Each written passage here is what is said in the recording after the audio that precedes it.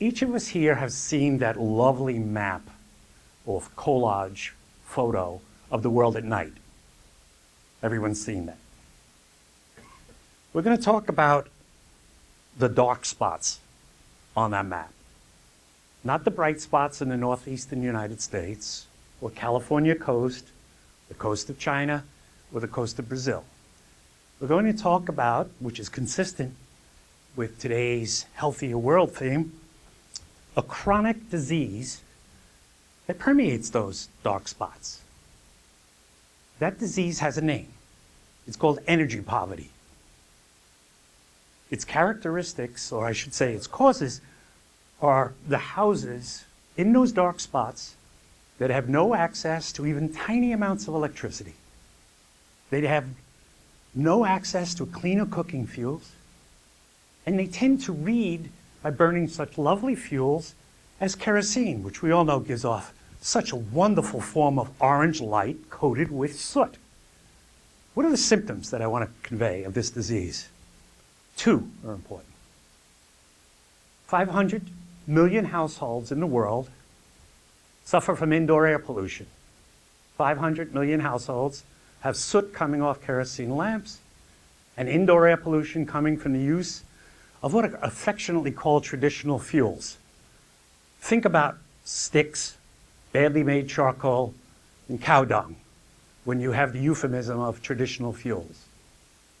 So what do the burning of these fuels inside the house result in? Well, quite a few things. Things that have been spoken about already in this healthier world section. Asthma, irritated eyes, and according to the World Health Organization, probably about 1.4 million deaths per year. Another symptom. I want you to take your view at night with those dark spots. Quickly, go to daytime, all right? There must be a button somewhere on your app that you can do that. And then I want you to take another app and zone down. And I want you to look on the trails that you find when you get really close. And what will you see there? You'll see 1 billion girls and women spending multiple hours every day collecting wood. And I don't mean little piles of wood so you could start a cozy fireplace. I'm talking about back-breaking drudgery piles of wood. And then after they get the wood back, zone back in again.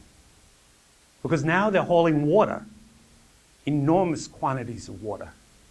Heavy, back-breaking drudgery.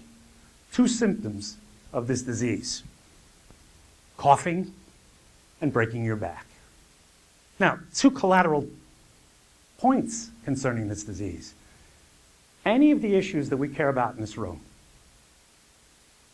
education issues, gender issues, health issues, economic opportunity issues, we need to understand that without basic energy services, you can't make any progress. It's the invisible Millennium Development Goal. You can't expect people to improve their income and escape poverty if they don't have small amounts of electricity and if they don't have cleaner cooking fuels. What do experts say about this? Some of the experts tell us that in the year 2030, instead of 1/3 of the world, 2.4 billion people, using these lovely traditional fuels I described to you, that number's going to grow. That's appalling. It's just appalling. Put it in context. Those same experts tell us we're going to spend over $30 trillion to improve the energy system for the 2/3 of the world that have energy today. And it would take somewhere between $50 and $100 billion to eradicate energy poverty and get each of these 500 million households on the way up the energy ladder, as it's called. 30 trillion to improve the energy system that 2/3 of the world has. 50 to 100 billion, you pick your number, to eliminate energy poverty for the remaining 1/3. I don't get it. It doesn't make sense.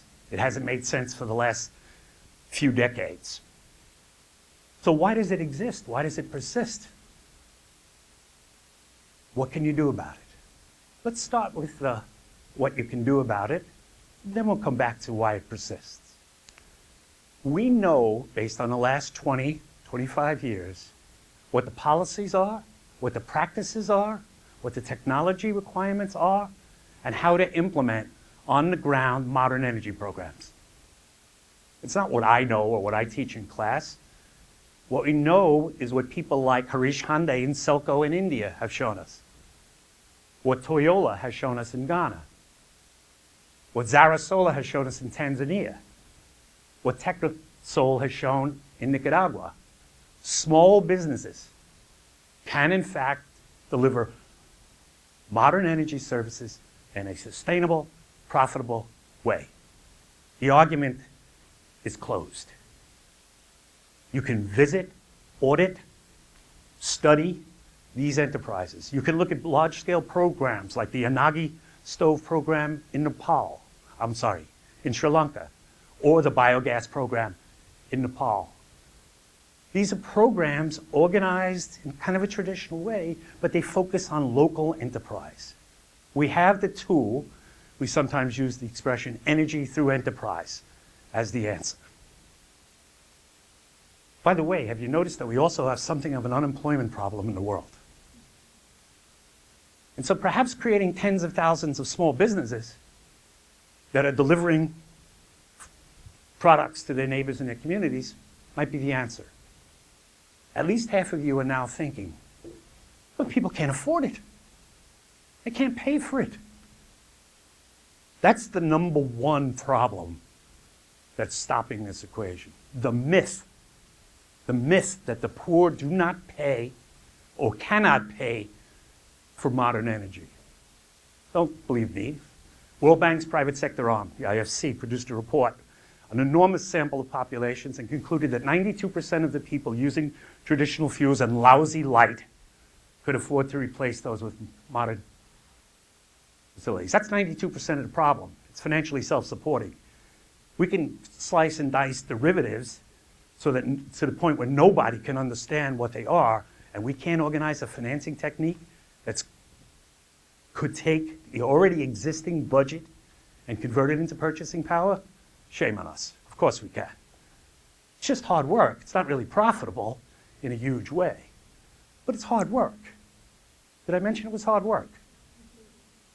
Because you're organizing, 500 million transactions through tens of thousands of enterprises. What fun is that?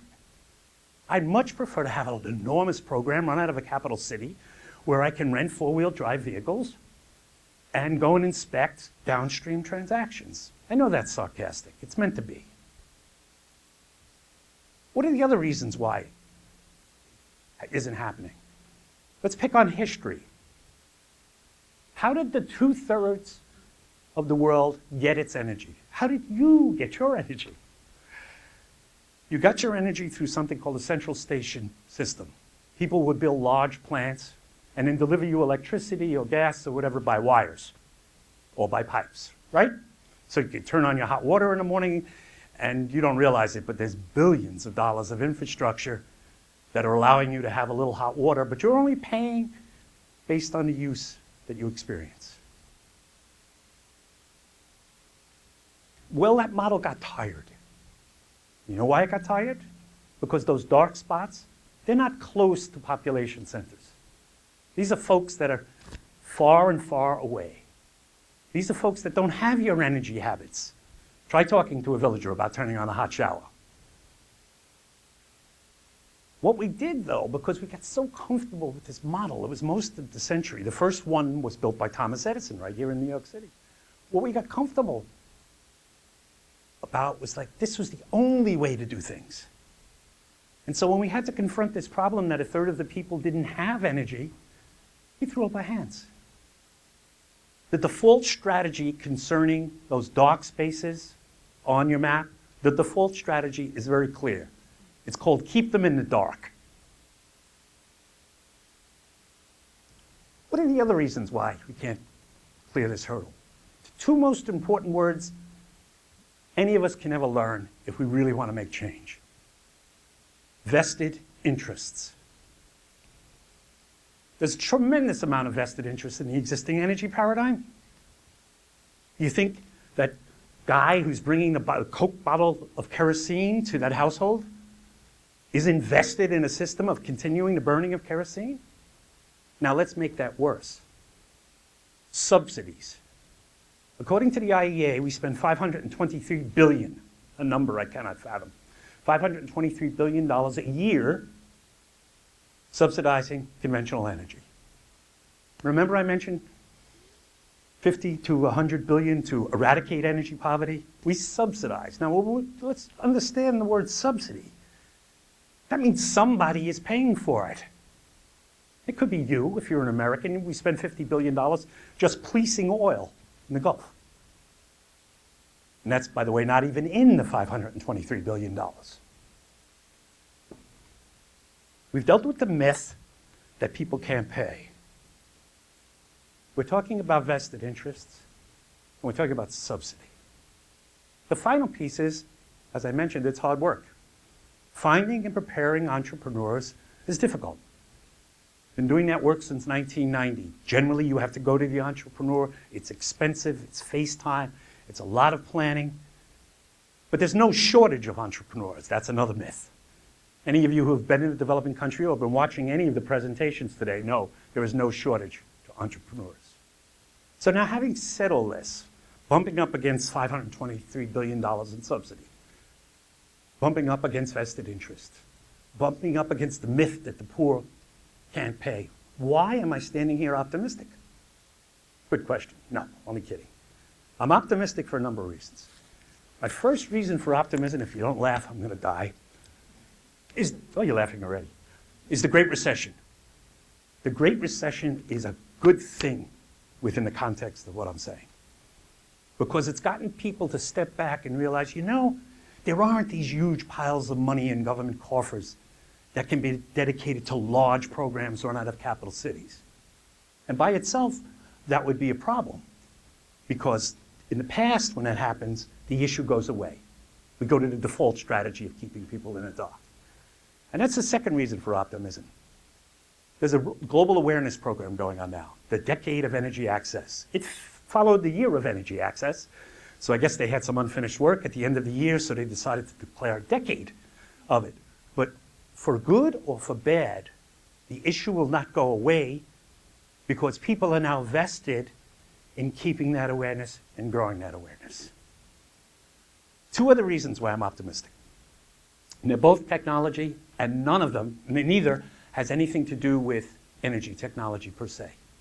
One is called pay-as-you-go technology. This is the idea that a household can have a system installed in their house, a remote solar system, for example, and they can use mobile banking to pay for units of electricity as they need it. The same privilege you have when you plug in, well, you plug in your hairdryer. And they would be able to transfer funds by mobile banking to the company that owns or rents that system to them, enter a code, and be able to use services. That's a game changer. The second is connectivity. We can now coach entrepreneurs we already had a comment on Buffalo. I live in Syracuse these days, and we actually have just as much snow. But you can actually coach people worldwide via your Skype device.